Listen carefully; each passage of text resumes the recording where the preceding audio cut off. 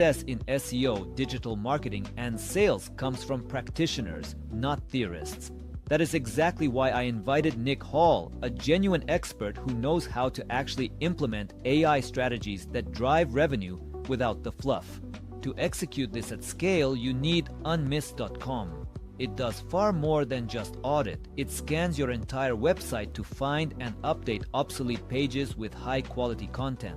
It handles the full scope, copywriting, design, and development to ensure all your pages rank high for your specific SEO and GEO targets. It even analyzes competitor gaps and applies fresh insights so you are always ahead. And for your sales and service, try sem.chat for free. This tool is powerful enough to replace your entire customer support team. It puts a smart widget on the bottom of your site that can speak or chat with your visitors in all languages immediately. We are live to share as much value as possible.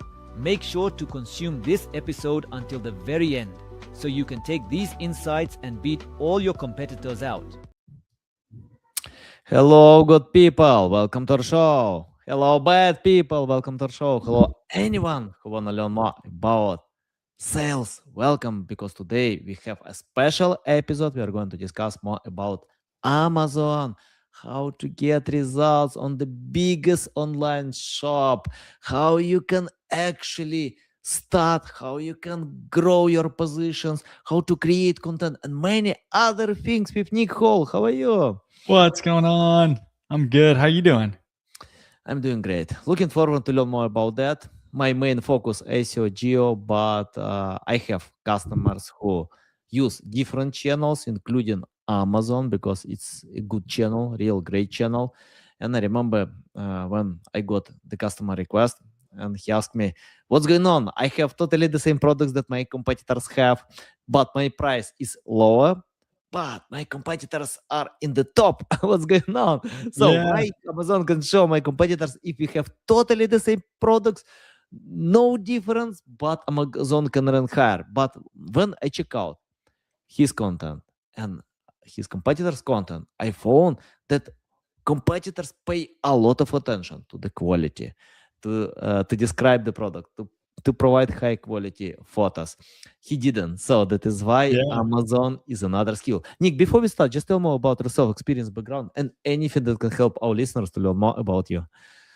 Yeah. Learn more about me. I'm always on LinkedIn. I'm trying to share my entire playbook of everything on Amazon. I started a CPG company. It was a gummy vitamin company back in 2016, built it up to multiple millions a year, ended up doing over 8 figures, and sold the business about 2.5 years ago.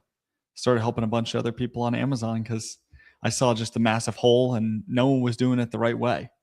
Oh, can you explain how you find this right way? Yeah.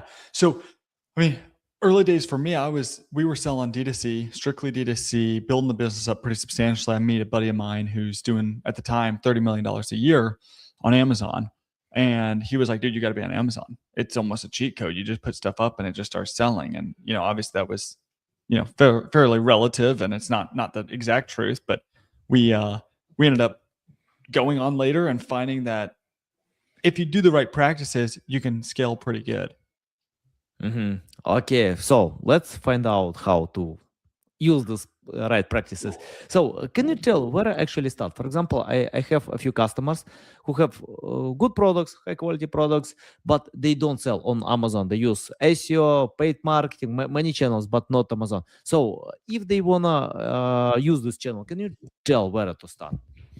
Yeah, I mean, there's a reason I went into Amazon. So we were building off of Meta and Google and YouTube and all the different marketing channels. And there's different strategies for different types of companies. And so I don't want to say like Amazon is for everyone, because it's not. There are certain products that it just does not work.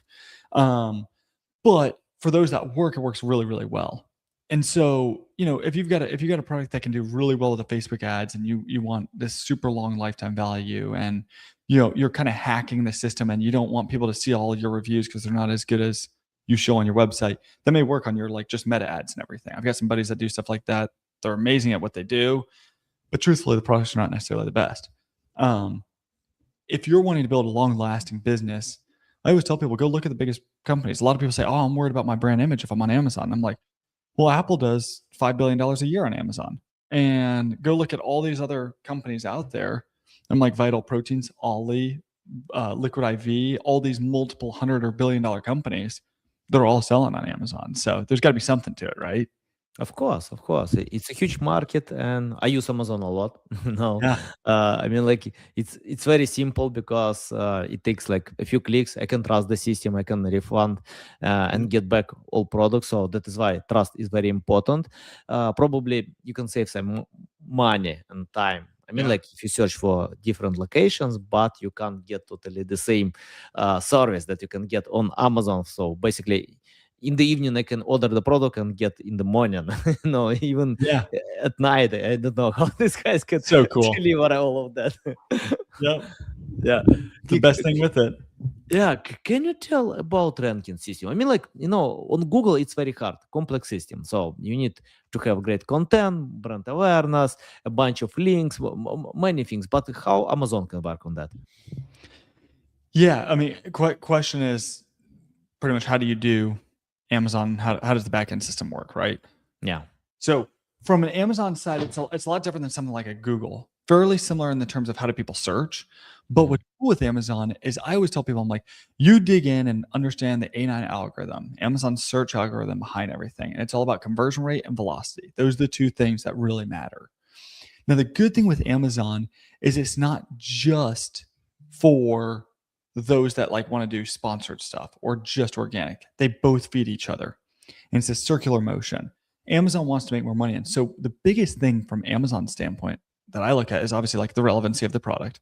Don't try to sell an apple cider vinegar gummy when you're targeting collagen gummies.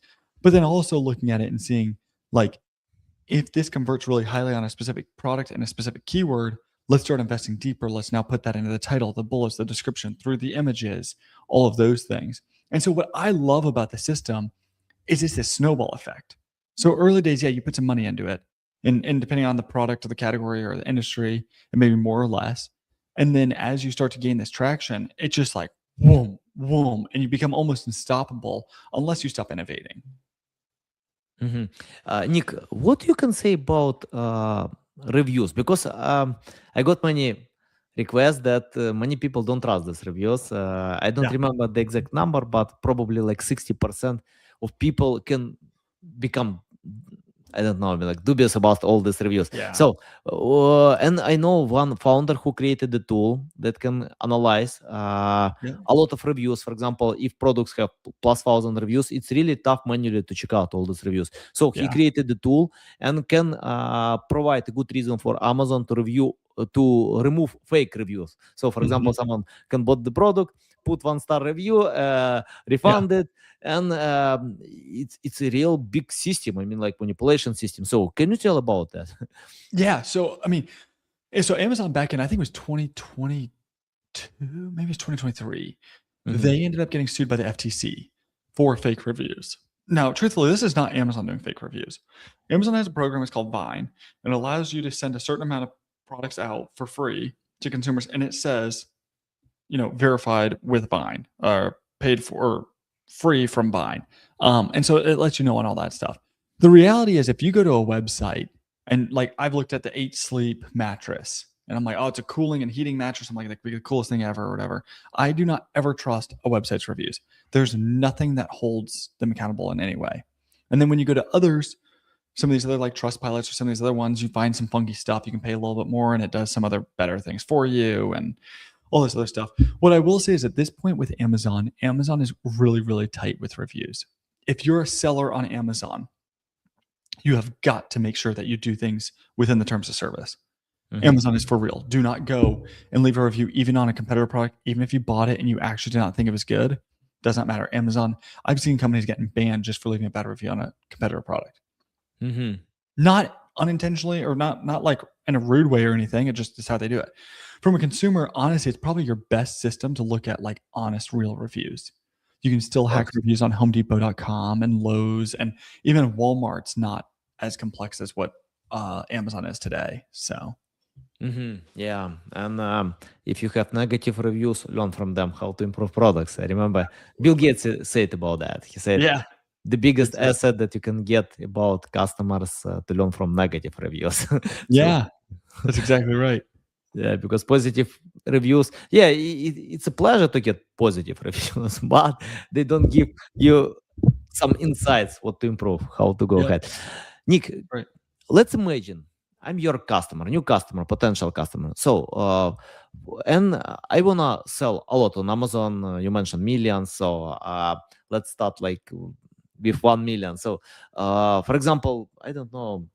Let's imagine I'm selling cell phones. So, Yeah. uh, what how to start, I mean, like Yeah. what to do, I mean, like when you have a bunch of products, can we integrate from other CRM system to Amazon, and how to make great content for Amazon? Yeah. So, well, this is how I started. I started a little bit different than a lot of people. A lot of people Mhm. want to go straight into the marketing. They say, hey, if you just optimize your keywords, you're going to be in a much better spot. That is not the case. Okay. Got to be really, really careful whenever going through some of that stuff. The reality is, you've got to start with the product. And just like we talked about with the reviews, you'll hear me say this over and over and over again. And it's not because of any other way than it is just the reality of how Amazon works. Today, you have got to have a superior product, no questions asked. The way that you find a superior product is finding it within the market, what has search volume and what doesn't have big competitors, right? Like the simplest way ever. And then you go substantially deeper and deeper and deeper. If there's already competitors out there or substitutes or anything like that, go through the reviews, figure out what's the good, the bad, what and in what order. What's the most important thing? For this iPhone case, well, first it's got to fit the phone. Okay. And so you'll find, like, let's just say it's an iPhone case. You got to make sure of that stuff. So you'll go through the positive reviews and you'll see fits nicely, soft material, doesn't slip out of my hands, like all these random things, right? And then from the negative side, you see all those. You want to see it from top to bottom, most important / most um, relevant to what the consumer's saying, down to least. And you want to make sure you fill the holes there. So make a better product first. As you're making that better product, you got to make sure that the market actually needs what you have without being oversaturated. And I know you obviously just picked up your phone and kind of use that as an example, but I would not want to compete in that category because the cost per clicks versus the amount that you're going to sell for are substantially more expensive than where I would want to be.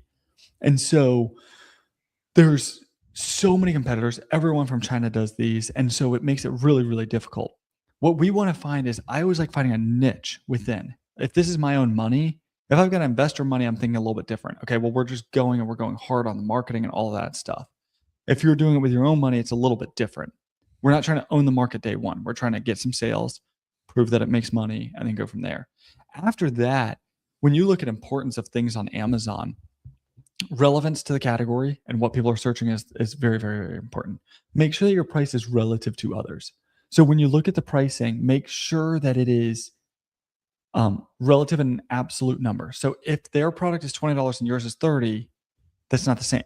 You want to be similar-ish. The price per unit is not as important, just so you know. Consumers are more worried about dollars they have to pull out of their pocket than it is per unit. Now, as they go deeper, they're obviously going to look at that. And then you go deeper into, like, what are the keywords you use from an SEO standpoint, and what do you use from an advertising perspective? Yeah, that's nice. Nick, I want to ask about something that happened like a few weeks ago, probably. Yeah. Amazon laid off 16,000 people. Yeah. And yeah, and because I think like the main reason AI. So Yeah. basically, AI agents can replace real smart people, because I don't think that Amazon can hire stupid people. It's really Yeah. tough Yeah. to get this job. For sure. So yeah, what is your opinion if AI can replace human beings or not? I mean, I think there are certain things that it'll replace really quickly. I don't think that it's going to replace everyone. I was talking to someone the other day and they thought that AI was like the devil. And I was like, okay, Microsoft in the early days was all about hardware. Okay. So that was Bill Gates' time. Then in the 2000s, it became software, which is where Steve Ballmer took over.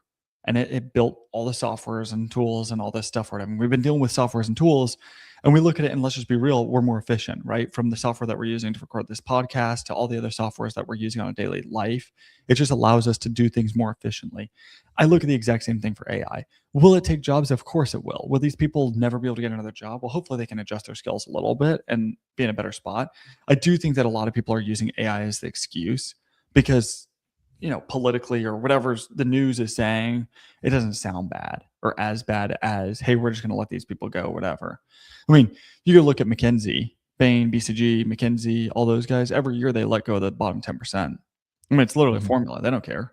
It's not an opinion or anything else. And the reality is with Amazon is like AI is becoming more of a thing.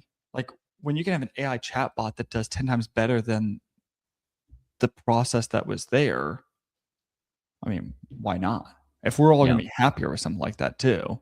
And from a seller or being on the back end, on the agency side, seller side, golly, seller support was awful. And it's just off the SOPs that they're running. Well, now I can get things done like that. And I'm like, well, that was nice. I didn't have to wait for 32 minutes to talk to someone and go through that. Yeah. And what do you think about quality of AI creation? I mean, like when ChatGPT was released, that was version 3.5. Many experts say, no, it's useless, it's low quality, hallucination, many things like that. But today we have the version 5.2, Gemini is great, Claude, Gemini 3.0, Claude Opus, I love this model, 4.5, because it makes magic with my content. So, and I spoke with many experts who can admit, no, AI can write better than human beings. So, yeah, and your opinion about that? Do we need to use AI like ChatGPT or Gemini to create content for Amazon? I mean, this is the thing. I'm not your best writer. Writing was not my skill back in high school. I was pretty good at getting bad grades in that class. For sure, AI is way better at writing than me. But there's certain things where it's like, okay, that just sounds off, right? Like we all know when somebody's coming in super polished to an interview and they just are yes, like it's like, okay, you're kind of a robot and all this stuff or whatever. So there's certain ones that I think are better than others. I'm a big believer of why would you not use tools to your advantage? And then again, just like anything, audit, fix, change, whatever it may be. To me, it's also what do you feed it, right? Do you just say, write me a listing article on Amazon? That's not useful, truthfully. AI is not to the point where it is like actually replacing humans. But if humans can pull things in, I mean, from my side, I'll have some LinkedIn posts that I'll go out there and do. And instead of it taking me 2 hours to write something, I talk to it for 10 minutes and I go through all the details and I'm like, okay, now let's summarize that. Okay, now can we get this into like the right writing post? Okay, I want to have this as the hook. I want to have this as the this. I want to have, and so if you guide it the right way, it actually does a really good job. But in terms of like, is there an AI today that is boom, press and it gets it? No, definitely not. And I still think that we're pretty far from that. And I think the reality is it's not going to be like that. Yeah, I don't know about the future because I always fail with my predictions because I remember when I may be totally wrong too. I forecast American president. I was wrong. I forecasted Bitcoin price. I was wrong. I stopped doing these predictions, But no, I keep doing them. But I usually adapt to whatever happens. Google, ChatGPT, just become on the second stage. For sure. Yeah, Nick, I want to ask about management of many products. I mean, like when you have probably 5, 10 products, it's not hard. But when you have 100 or 1,000, it takes time. So can you tell about price monitoring? How do you analyze that the price is good and probably, and if you have plus 1,000 products, what you can do with that? Let's just, if you get the example, if you get 1,000 products or whatever, we've got to do the 80-20 rule, right? You can't go after all of them. You can't act like all of them are the same. They're not. So go after what you think are the top 20% or whatever. And what we're going to do is we're going to go through highest to lowest in terms of overall sales. Maybe that's through the year. Hopefully they're all, within the same level-ish. If there's massive fluctuation, you obviously take that in consideration. When you start going through that, though, you've got to do a competitive analysis on each one. And so there's some tools that'll help you kind of get a deeper analysis really quick. And again, we're going to go back to the basics of this. We need to compare and contrast how ours is better and how ours is worse. And you got to be honest with yourself. I get too many people that come to me and they're like, my product's way better. And I'm like, no, you got that shit from the Dollar Tree and you're acting like it's better. It's not. And that's okay. So you need to be cheaper, but you cannot charge more for a worse product. Over time, truth comes out on that stuff. And that's just the reality with all of this. And so I always start there, go competitive analysis. When we're looking through a competitive analysis, one thing I always like looking at is what's the revenue of competition versus us? And is it because of a big brand name? Is it because they're pushing a ton of Facebook ads? Or is it because they're doing better on Amazon? And then we start going through the other things, right? So what's their reviews? How many ratings and reviews do they have? What is their price point? What's their price point per unit? And then how are their images? How are they selling? How are we selling comparatively? Can we actually win on this? And then, I'm saying this and I'm going to push this back to the first thing. Do you even have the profitability to do it? Because if you have no profitability, why are we even wasting time on it? So, but if you take those steps, it should put you in a pretty good spot. And if you start to see that competition's doing 200 grand, you're doing 20, your product truthfully is better, which again, go to the comments, go to the reviews and figure out what are people saying. And then you'll pull what they're saying and see, hey, consumers want a red shirt, not a black shirt. Okay, then we need to launch a red shirt. Don't go launch some yellow shirt just because you were like, yeah, but my mom and my friend and my this person and that person said that we should do it. That's a horrible way of doing it. Yeah, yeah. And I remember someone said about loyalty. I mean, like, so if your product is good, customers will recommend your Yep. product or buy again. Yep. But there is no such thing like customers loyalty, because, for example, I love iPhone because Android is not better than iPhone that I have. So if Android can provide something new, I will buy Android. Yeah. And I think, and I remember someone said, if you want a loyalty, buy a dog. Yeah, So, exactly. Yep. It's a good way to so do it. yeah, you need to check out competitors and provide something better than competitors have. That's Uh, awesome. yeah, Nick, I want to ask about mixing with other channels. I mean, like, Yeah. many companies have limited budgets for different Yep. channels: SEO, paid marketing, social media, and Amazon. So, can you advise how to choose the right budget for Amazon?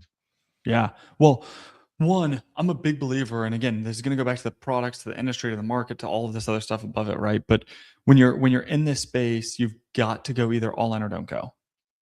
I would say the same with TikTok.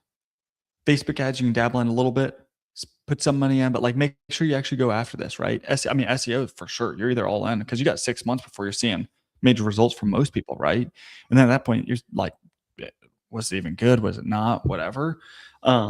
So once you've decided, like, hey, this is a channel for us, this is what we want to actually go after, start with the budget. And you don't have to start with $100,000 a day or a month or a year. Start low and gradually start to test and learn and go Yeah. through all the different things. So that's how I would always start it. The biggest thing that I always find, and I'm saying this as someone that was a brand owner, I went through 7 different Amazon agencies. I went through like the best of the best. And you know this as well. It's so hard to find people that are really, really good because everyone sells the exact same thing. Better results, cheaper cost, better results, cheaper cost. And it's like, yeah, okay, but you won't. How are you actually going to do that? And so it's really important to go through all of those things. Of course, yeah. I remember when I've learned one case when a company spent $500,000 for LinkedIn ads and got Ooh. 0 sales. Nothing, For just sure. $500,000. Oh. I mean, like, yeah. I think you need to start low. I mean, like, you need to start to test, to learn, even Yeah. to be ready to lose some money, but not big money, like $500,000. So Yeah. I mean, to me, I'm like, and also like say this early on. Me and my old business partner, we used to talk about this all the time. Let's write down the hypothesis. And then let's figure out what we think is going to happen with this. And then after, let's say the results. And we used to write it down specifically because one of us would at the end of it go through it and say, oh, well, I knew this is this. And it's like, no, it's 2020 hindsight now.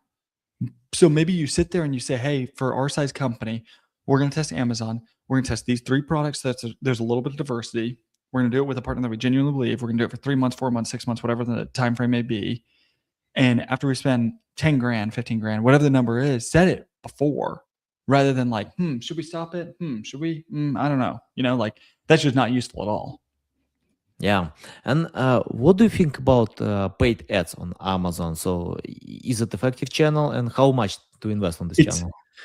The reality is it's how it's built. So check out Amazon. Amazon's a public company. They need more revenue from their consumers and more revenue from them, from their agencies and companies and everyone else. And so what they do is they make it where it's a good thing for you to spend more money on ads, which is that whole conversion rate and velocity formula, right? When you look at it, higher conversion, higher velocity, you'll get pushed up. Well, how do you get velocity? Everyone used to say it's the chicken and the egg. It's not a chicken and the egg. Amazon knows. They just told you, you got to pay. You got to get the velocity. How do you get velocity? You pay. Yeah. They used to give it all for free, and then they made it really cheap in the early days because they want adoption. And then now it's more expensive. Now, most categories are still reasonable. You can be pretty profitable pretty quick if you do things in an intelligent way. Unlike some channels. Some channels, it is freaking hard nonstop. And I'm like, ugh. Mhm. And does it help? I mean, like if you pay for paid ads, does it help you with organic reach on Amazon or not? Yeah. So in theory, it will. So, Mhm. but it all goes back down to the product conversion and the product's conversion by keyword. So, like, for Mhm. example, if I go after collagen gummies and I've got a collagen gummy and I'm converting really well, better than the market, then I'll get ranked up higher. If I'm going after apple cider vinegar gummies with a collagen gummy, it's not even relevant. One, it may not even show up, but I will not convert high. Will I get a conversion at some point? Maybe. Maybe someone looks at it and ends up buying, but more than likely, probably not. And so you've got to be real cautious on how you structure that. Yeah, yeah. And Nick, what do you think about AI agents? So basically, today, many users can use ChatGPT, Perplexity, or Yeah. Google Gemini and search for a product, and even don't visit website to buy directly on AI chat. So and they build the systems. They connect to Stripe, PayPal, Crazy. many different ways. So basically, sometimes visitors don't visit any website. Just AI can choose the best product, can recommend this product, and you can buy directly on this chat. What do you think about that? Crazy. So Yeah. I mean, I heard ChatGPT is already launching their ads and all that stuff. And I'm like, it's gonna be crazy. It's gonna be so, I mean, it's just a new way. I don't Yeah. think that, I'm like, we've had Google shopping, and it's a plus or minus the same thing. I do think that, like, relating it back to Amazon or just any shopping in general, I do think that the way that shopping will change. One, Yeah. we've already got live shopping, which is really interesting. And I thought it was like kind of a overhyped, kind of weird thing, whatever. And I did it one day, and I'm like, I answered 5 questions, my 5 biggest questions I had for this product, like that. They had a flash sale. It's going to go out within 20 minutes or whatever. And there's only 3 left, right? Like, it's nonstop urgency, urgency, urgency, urgency. And so I'm like, that stuff is wild. The other side of it is definitely going to be this, this AI. Like, for me, I just bought a fan for outdoors. And I'm like, well, I want a big ass fan, but not big ass fan because I don't want to spend $5,000 on it. But I want to have the same, functions. And I'm the kind of person where I want best bang for my buck, but not cheapest. And so, like, I don't want to spend the most amount of money, but give me 85% there at like a budget cost. And it showed me exactly what it was. You want the cheapest option, it's this one. You want a best bang for your buck, it's this. If you want the best one, with no price in mind, this is the other one. I'm like, whoa, that was pretty dead on. Yeah. Nick, if you can take just one advice from everything what you shared a lot of things today, but many people have short memory, like me. I can forget about important things like for a few hours. But if you just highlight one important thing that everyone should do, Yeah. what it can be? I'm gonna give like 1.5 things just because they Okay. kind of go together. You've got to choose the right market that you go into, and you've got to have a legitimately amazing product. If you start with the other way around, this whole drop shipping of cheap, crappy, whatever things is not ideal. And the reason why I have this like 1.5 things within it, the market, do not go after what everyone else is looking for. If you go ask ChatGPT today or Perplexity or Grok or go through any of the AIs or whatever, or go on Google or go through any of these platforms that show you the best products that you should launch, everyone else is looking at them too. And then everyone else launches them, which rises the cost, and it doesn't make it better. And then they're going to Alibaba and just buying the common thing that's right out.